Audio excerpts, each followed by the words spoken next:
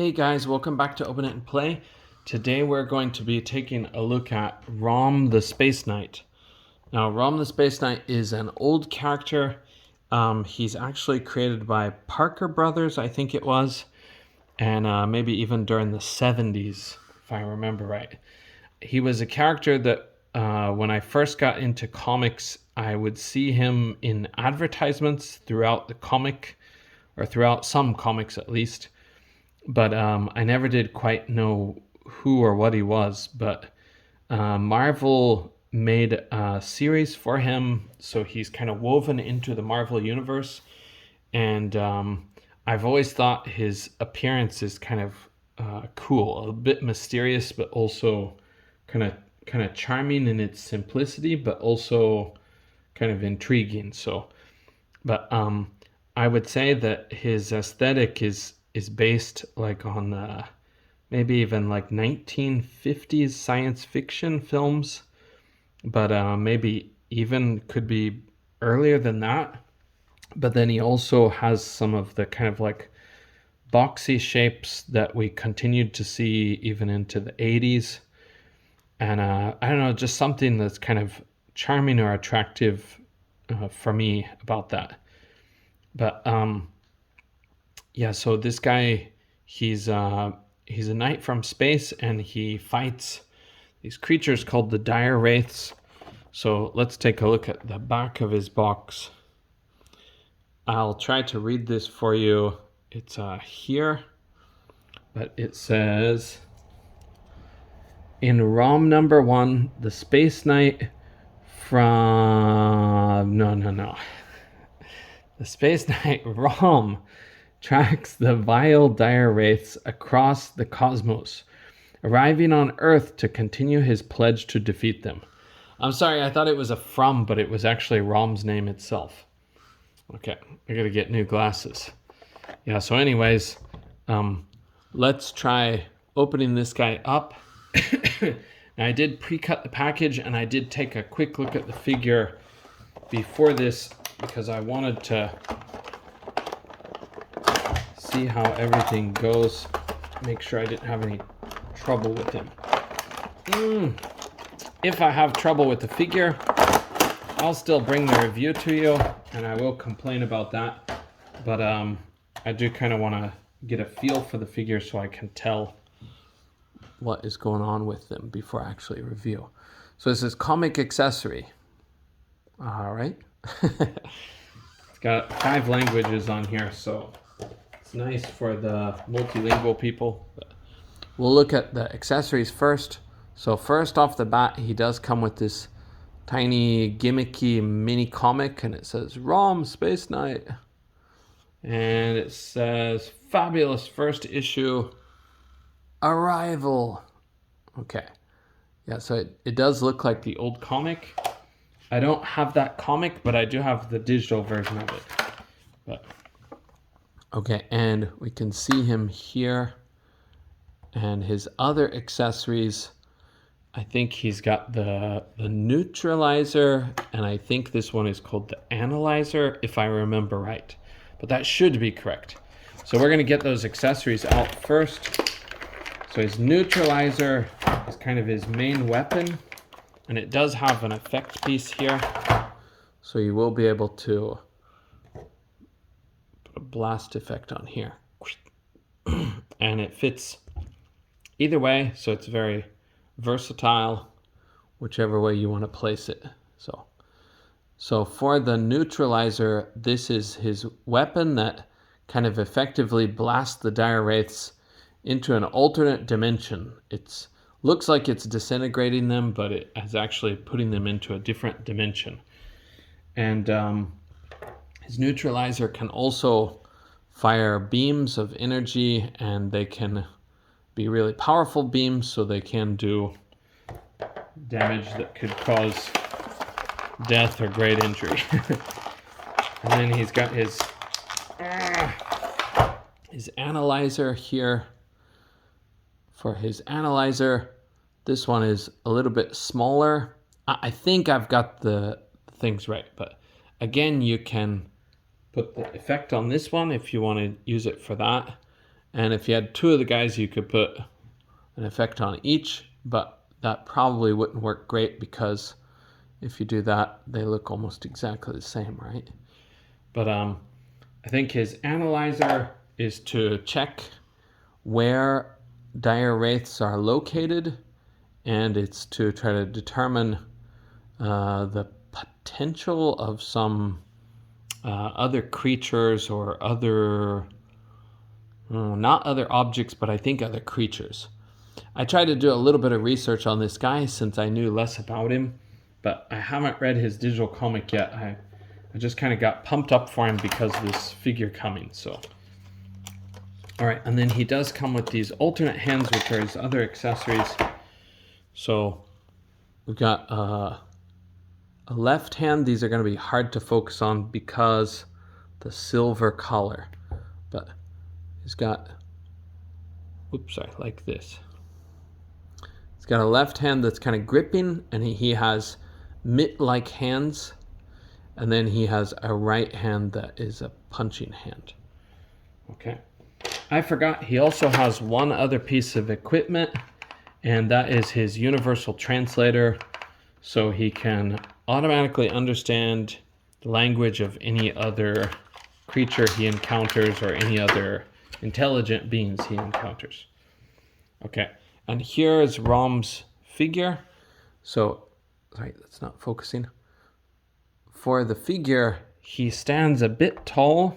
I don't know if we can put him on this rooftop, but he stands a little bit tall.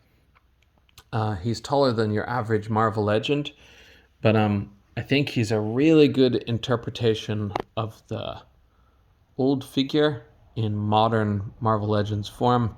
And I would dare to say, after playing with him for just a little bit last night, I would dare say he's better than most Marvel Legends of the modern age. So they did a great job for designing him. I believe all of his parts are new. This upper leg part, it may be the same as Titania, but I don't think it's the same sculpt. I think it is a different sculpt. It looks similar, but I think it is a different sculpt. And I'm pretty sure all the other parts of his body are newly sculpted. So I could be wrong about the arms because there are a lot of muscular arms out there, but I think most of it is new. And he's got this cool boxy head, and he does have a functional neck, which is very rare for Marvel Legends, so that's really cool. Really awesome, I should say. I don't want to say cool too many times. But yeah, he doesn't have effects for his jets in the back, but he does have a lot of other things that go with him. So I would say these accessories are a pretty good spread. And this little paint effect works pretty well to show that he's kind of blasting. I don't know what his rockets on his back usually look like, but if they're really futuristic, they may not have to fire a huge amount of energy out the back. So, okay, and so we could get quite a good view of the figure. Let's try to go through his articulation before this video gets too long. So he can look up, combining the two joints. He's got a ball and a hinge on the top, and then he's got like a ball joint in his neck. So combined, he can look up that far, which is going to be great when he's flying. And you can combine that. He has he has a diaphragm joint that will get him kind of that way to the side. I'm sorry, I forgot, for his head, he doesn't really have much attitude. That part he can't pose so much, but he can look around pretty well. He can look down like that. So it's pretty good for a giant box guy. But his diaphragm joint goes side to side and back a little bit and forward a little bit. It's not the greatest, but he does have this ab crunch that gets you back, or gets you down really far and gets you back really far too. And his backpack, it's not the most flexible, but it's has a little bit of a give to it, so it can separate a bit like that. Okay, and he has no torso twist, so or waist cut or whatever you want to call it. I'm a BattleTech guy, so I always say torso twist, but but yeah, you can turn him at the diaphragm, so that'll function for that for the most part.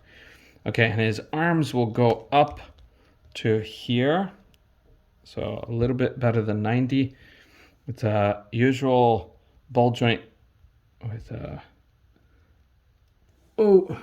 hinge at the shoulder, and he is painted completely, so I'm going to try to be a little bit soft to his paint. He is a really nice looking toy because of the paint job. I might have scuffed his paint already by pulling that up farther than I needed to, but I'm not positive. That might have already been there. You guys will know because you can rewind. Okay, we'll show he goes all the way around, and then he's got the cut at the upper bicep. He's got double jointed pinless elbows that will get you that far, and he's got wrists that hinge and swivel, and he's got the mitt-like hand, and that other hand is another gripping hand. He's got a right gripping hand and a left gripping hand. So I hope this is kind of in focus. I'm trying to make it in focus, but I'm afraid sometimes it's not going to be. Okay, he can kick up that far, and then he has the very well hidden thigh cut behind his kind of robotic boot. Then he has double jointed pinless knees that will get you that far. That's great. Okay, and then his ankles, he's got no ankle cut or boot cut, but his ankles will hinge up that far, back that far, so really, really far both ways, and the usual pivot. Okay. So he's got a lot of height on him. He will stand up a bit taller than a lot of characters. And I'm so sorry, I wanted to bring Thanos and Star-Lord, but I will get Crystar now to show you him compared to Crystar.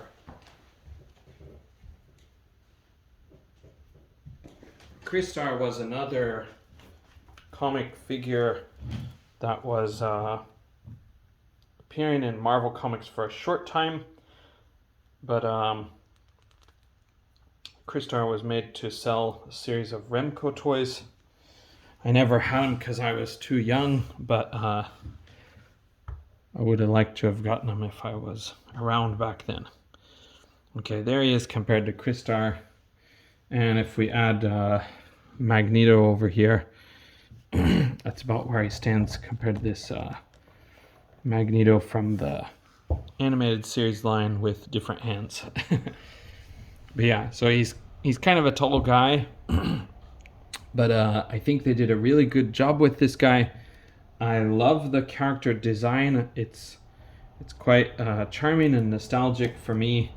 Even though I never read the original comic, I still feel kind of drawn to this character. And yeah, it's just something about this big boxy guy with the little eyes like this, the little light up eyes. He just looks quite cool for me. I don't want to use the word cool too much, but yeah, if I get him into kind of a flight pose here. But I think he's a figure that's very easy to pose. You can make him look quite dynamic with almost no effort. He just naturally shines through, pun intended. If that's the right phrase, shines through. He just naturally shines. But okay, thank you for joining me on this one. I don't want it to be any longer, so I'll get going. And I highly recommend this figure.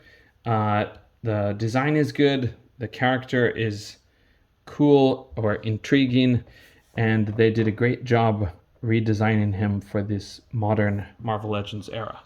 Okay, thank you guys. See you in the next one. Bye.